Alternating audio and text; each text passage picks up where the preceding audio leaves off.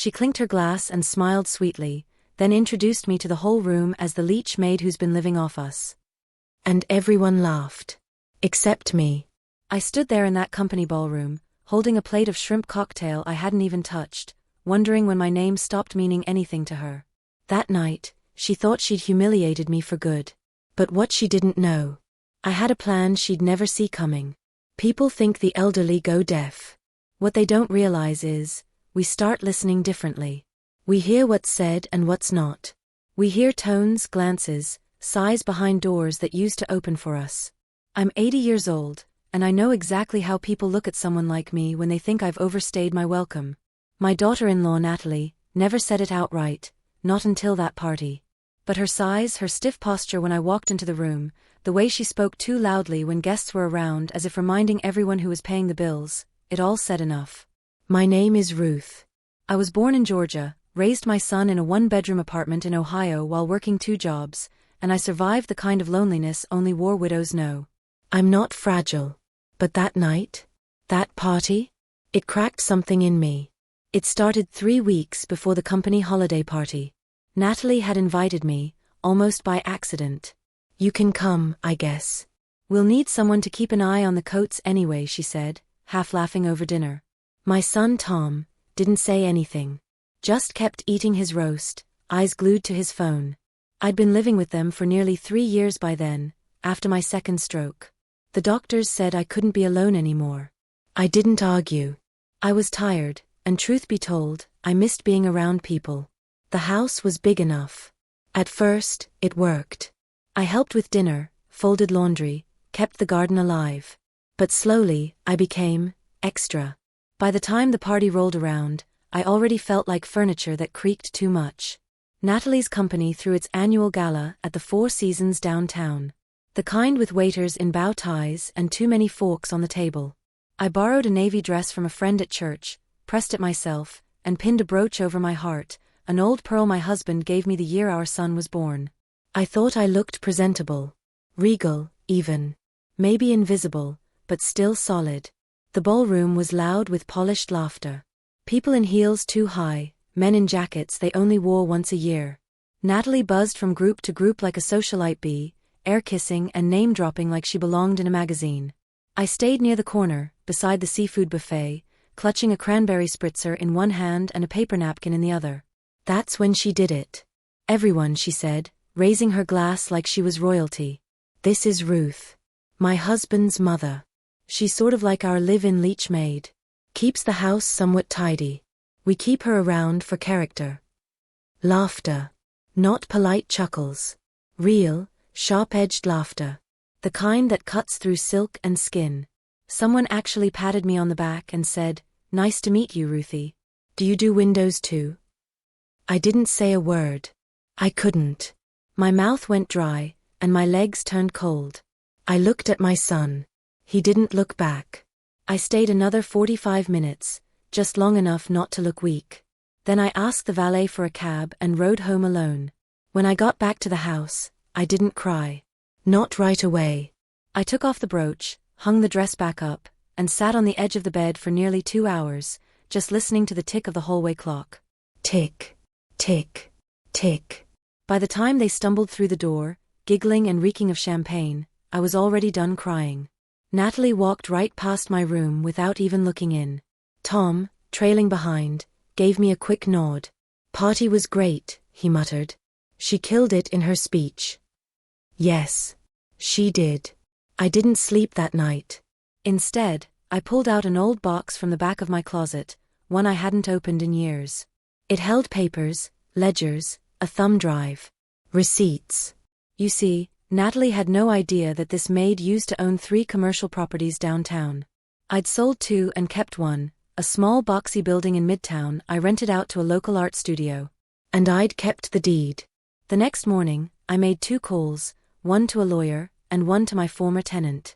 The art studio was closing shop, moving to a larger space. The lease would end in 30 days. Perfect. The building was nothing glamorous, paint peeling, wood floors that creaked like my knees. But the location was gold.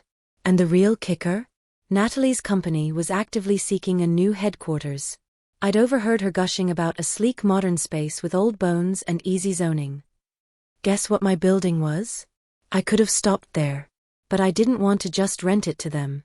I wanted her to walk through that door and realize the maid she laughed at now owned the walls around her. I wanted her to see my name stamped across the lease. I wanted her to ask for permission to enter the break room. So, I waited. 30 days passed. I watched silently as Natalie brought home brochures, blueprints, and snazzy proposals. Her company was this close to finalizing a location. The moment I heard the address she mentioned at the breakfast table, I almost laughed into my oatmeal. "You know it, Ruth?" she asked, eyes narrow. "Oh yes," I said, sipping my tea. "Quite familiar." She didn't ask more. Not yet. But soon, she'd know exactly what kind of maid I was. The strange thing about being underestimated is how often people do it right to your face. They assume if you're old, you must be out of the loop. That if your hair's white and your hands tremble when you butter toast, your mind must be trembling too. They forget I was once the woman who fought for my child's life when my husband passed. The one who paid off a mortgage on a waitress's salary. The one who owned 3 properties by age 60. But Natalie? She only ever saw me as a problem with a pulse. And that made her dangerous, but it also made her easy to outsmart. Over the next few weeks, I played the part. I smiled during dinner. Washed dishes without a word. Nodded along when Natalie tossed out passive-aggressive jokes like, "Can't wait till mom finds a new hobby, maybe bingo?" I even helped her set up her little dream board in the office upstairs. She filled it with magazine clippings of polished office spaces, team brainstorming photos, coffee bars with neon signs. Her company was growing. She wanted a space that reflected that. I had it. But I didn't just want to lease it to them. No. I wanted them to need it. To beg for it. So I reached out to a few connections I still had in real estate circles. Old friends. Former tenants. Even my late husband's army buddy, Richard, who ran a development firm nearby. I had a plan, but I needed to make sure the property would look irresistible. I spent the next 10 days quietly rehabbing the building. Nothing dramatic, just the right touches. A modern glass entry door, polished concrete floors, fresh interior paint, a few industrial lights to match that old bones new soul aesthetic Natalie wouldn't shut up about. Richard's crew worked after hours, and I rode the city bus out every afternoon while they were both at work. No one asked where I was going. No one cared. That suited me just fine. At night, I would lie in bed and whisper to myself what I wished I could say aloud. "You want a maid? I'll mop the floor with your ego. You want a leech? Watch me drain your pride. You want a housekeeper? I'll hand you a lease with my name on it." The power of imagining what you'll say when the curtain finally lifts. That's what keeps old women like me from going bitter. It's not spite. It's precision. The day of the property tour, I was in the kitchen making tea when Natalie rushed in, excited. "Oh my God, Ruth," she said, tossing her keys on the counter. "We found the one. The building on Jefferson and 12th. It's so perfect. Rustic modern vibe, affordable square footage, great parking. It came out of nowhere." My hand trembled just slightly on the teacup. I steadied it. "Sounds lovely," I said. "Did you speak with the owner?" She rolled her eyes. "Not yet. Our VP is meeting him next week. Some old coot, apparently. But I'm sure we'll charm him." I smiled. "I'm sure you will." That old coot was my lawyer, Dave. And he wasn't easily charmed. By the following week, Natalie's company was ready to move fast. She gushed about the building every night.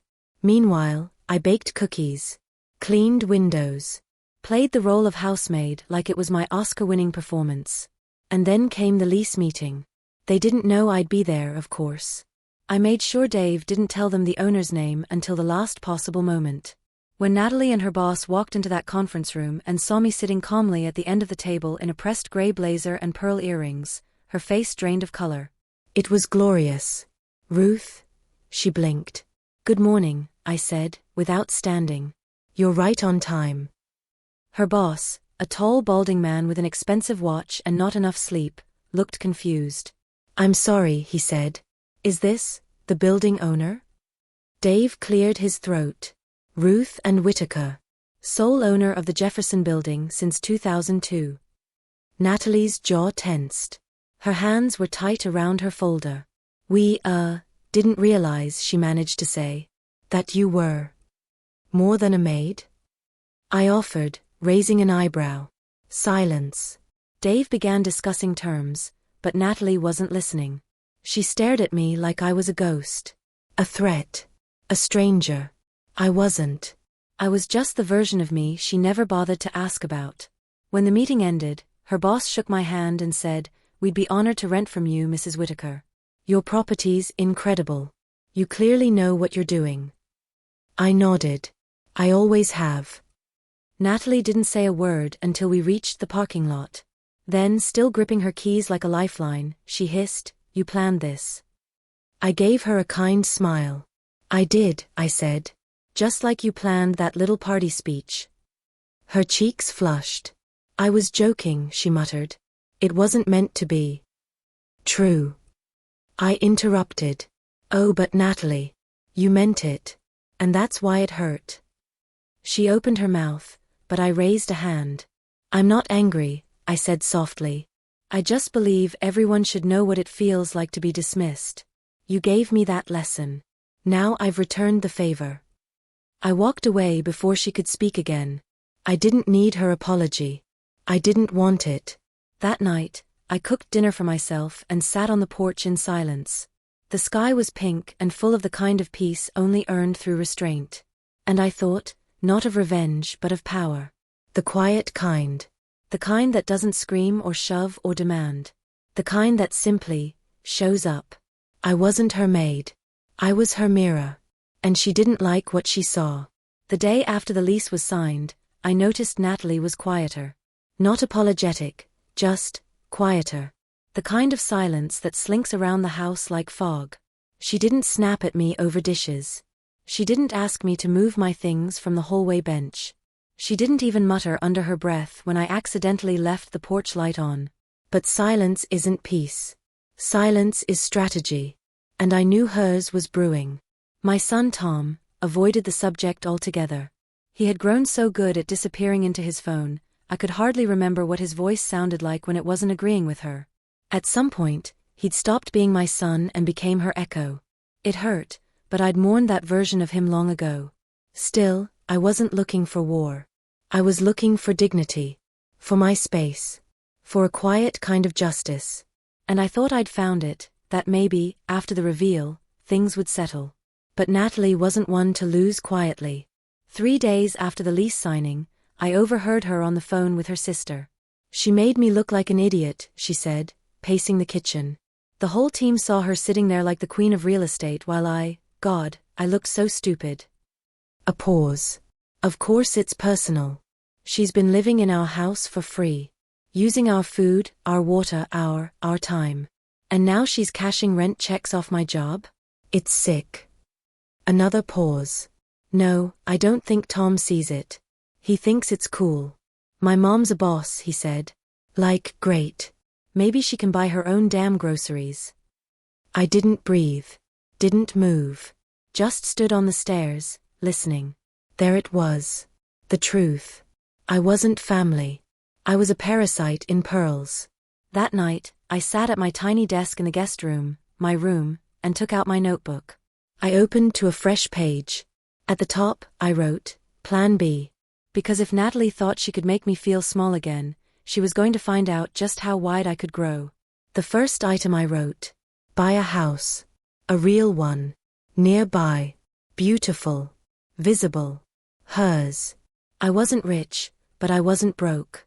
I had equity, a pension, and plenty of discipline. I'd raised a child on pennies. Now I'd use dollars to raise myself. But I didn't want just any house. I wanted one close enough for them to see it every day. A reminder. A quiet flag planted on the hill of self-respect. I spent the next week calling agents. I visited 2 places and turned them down. Too far. Too quiet. Too new. On the 3rd day, I found it, a yellow craftsman-style bungalow with white trim, just 5 blocks from Natalie and Tom's. A front porch with swing hooks already installed. A yard just begging for roses. I toured it alone and smiled at the cracked tile in the bathroom. Imperfect. Honest. Lived in. Like me. I made the offer in cash. No contingencies. No delays. The agent blinked when I handed him the deposit check. "Mrs. Whitaker," he said, stunned. "Are you sure?" "Absolutely," I said. "And please don't tell my son. It's a surprise." And oh, what a surprise it would be. The day I closed on the bungalow, I baked a pie. Apple, with cinnamon like my husband used to love. I left it cooling in the kitchen of their house while they were out. A note beside it said, "Thank you for the time. It's been enlightening." Then I packed. Just 2 suitcases. My pearl brooch. My paperwork. And the framed photo of my son as a toddler, back when he still ran to me for hugs, not silence. I left the key on the counter. No drama. No confrontation. Just a vanishing act that left a vacuum of presence. Natalie didn't call. Tom texted a single line the next morning. "You moved out." I didn't reply. Let them wonder. The first morning in my new house, I drank coffee on the porch in my bathrobe, hair pinned up, slippers on. A young couple jogged past and waved. I waved back. I hadn't felt this kind of peace in years. I breathed it in. Later that week, I had the front porch painted bright red. Bold. Unapologetic. Natalie drove by once. I watched from behind the curtain as her car slowed, then rolled on. I wasn't just gone. I was better off. But then came the real surprise. The Jefferson property? It made headlines. Local startup moves into historic building. The article featured a picture of the front door with my name engraved on a bronze plate beside it. That little plate started a ripple. I received a call from the city's business council. They wanted me to speak at a women's leadership event. To inspire young female entrepreneurs, the organizer said. "You're a legend." I laughed. "I'm just old." "Exactly," she said. "And powerful. That's rare." I agreed. The event was held in the very building Natalie's team now worked in. In the lobby. I stood at the podium in a navy blue pantsuit, hair freshly set, lipstick applied with care. And as I spoke, I spotted Natalie standing in the back. Arms crossed. Eyes wide. She hadn't known I'd be there. Or maybe she had, and hoped I wouldn't shine. Too bad. I told the crowd about building things quietly. About investing when no one's watching. About how power doesn't always announce itself, it just waits. Until the moment you think you're safe mocking it. The applause was kind.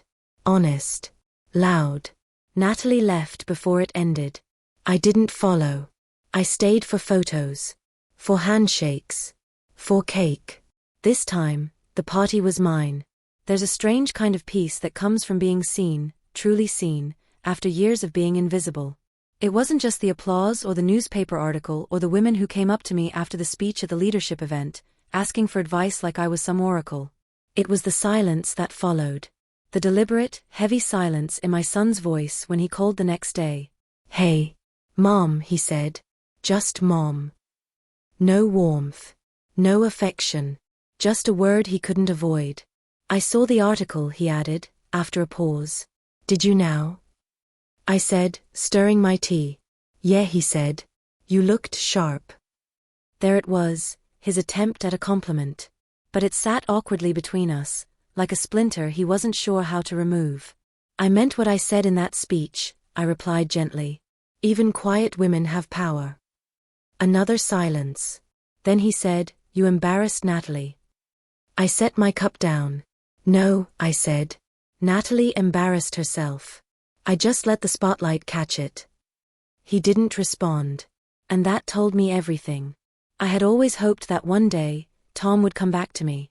That he'd open his eyes and see how tightly Natalie's fingers were wrapped around his spine.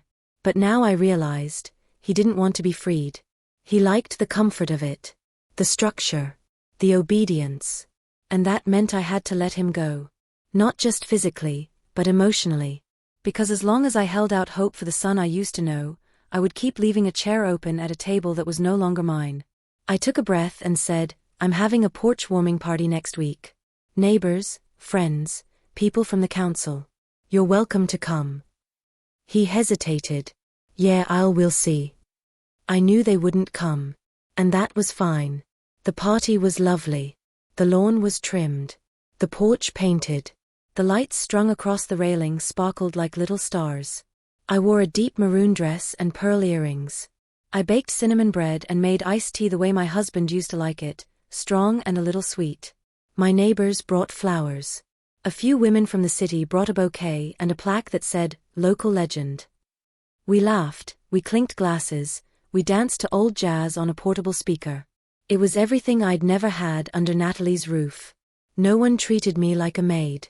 No one asked me to clean up behind them. No one forgot who I was. Just before sunset, I caught a glimpse of a familiar black SUV driving slowly past my house.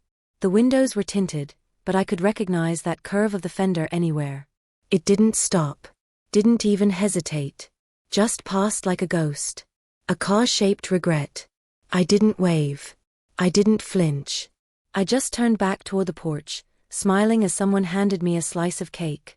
Later that evening, I sat alone in the living room, soft light glowing around me. I looked at the old family photo on the mantel, me, Tom as a boy, and his father. There had been a time when I was his world. When I braided his hair and packed his lunches and chased monsters from under the bed. And now I was just the inconvenient truth his wife wanted to forget. I took the photo off the mantel and placed it in a drawer. Not out of bitterness, but because it was time to stop living in the past. That night, I updated my will. I had intended to leave Tom the Jefferson Building, my savings account, and a few keepsakes. But that changed. Now, the Jefferson lease was generating excellent income. I'd hired a property manager to oversee it. My lawyer helped me set up a trust.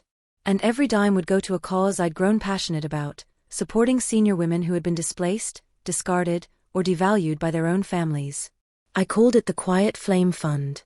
Because we may flicker in their eyes, but we never go out. The next week, I received a knock on my door. It was Natalie. She looked tired, heels in hand, hair undone, mascara faintly smudged. I didn't open the screen door. "Ruth," she said, "I need to talk."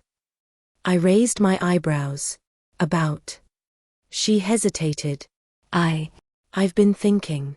About how I treated you. About the party. About everything. I said nothing. "I was wrong," she muttered. "You didn't deserve that." Still, I stayed silent. I thought you were just in our way.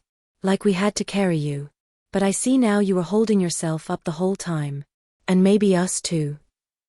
I watched her closely. She wasn't crying. She wasn't even shaking. This wasn't vulnerability. It was calculation. "You need the lease renewed?"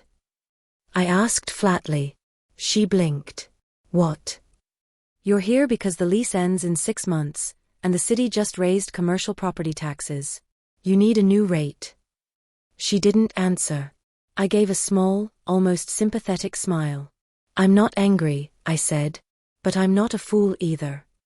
"I just thought we could start fresh," she offered weakly. "No," I said, voice calm and final. "You thought you could erase what you said. What you believed." She opened her mouth, but I stopped her. "You don't get to sweep ashes and pretend there was no fire." With that, I closed the door, not slammed, not loud. Just firm. And that was the end of it. No second chance. No soft landing. Just the slow, undeniable truth settling into her bones. I wasn't her maid. I wasn't her leech. I was the woman who made her look in the mirror and see what entitlement really looks like. There's a moment in life, if you're lucky, when you stop fighting to be loved by the wrong people. When you stop begging for scraps at a table you helped build. When the silence of absence feels more sacred than the noise of forced belonging.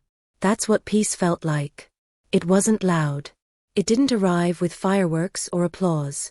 It showed up in quiet mornings on my porch, tea in hand, roses blooming around me. In the scent of cinnamon bread filling the air. In handwritten notes from neighbors who called me Miss Ruth with kindness, not pity. I had spent so many years being useful, being quiet, being convenient. But now, I was simply being me. 3 months after I closed the door on Natalie, I received a certified letter. It was from Tom. It wasn't long, Just one page. Mom. I'm sorry I didn't stand up for you. I knew it was wrong what she said. What I let her say. But I didn't want to cause problems. Now I know, I was the problem. I hope someday you'll let me visit. Love. Tom. I folded the letter, not out of anger, but thoughtfulness. There was sorrow in his words, yes. But sorrow isn't accountability. It's a prelude to it. I didn't write back. Not yet. Instead, I focused on the Quiet Flame Fund. The trust had already helped 3 senior women move out of abusive or neglectful family homes. One had started a bakery from her own kitchen. Another rented a room in the Jefferson Building for her sewing business. The third just wanted a quiet studio to paint in, and I gave her that. Every one of them had a story like mine, discarded, dismissed, used up. And each one lit a new fire when they got their freedom. It made me think about how many stories go untold. How many women are left sitting in the shadows, hands folded in their laps, waiting to matter again. So I decided to tell mine. A friend from the business council suggested a podcast interview. I was hesitant at first. Me? On the internet? Talking about betrayal and power and revenge? But then I thought about Natalie's smug face at that party, how she'd called me a leech maid like I wasn't worth the price of my lipstick. And I said yes. The podcast went viral, not millions of views, but enough. Enough to light a match in 1,000 silent homes. I received letters from across the country.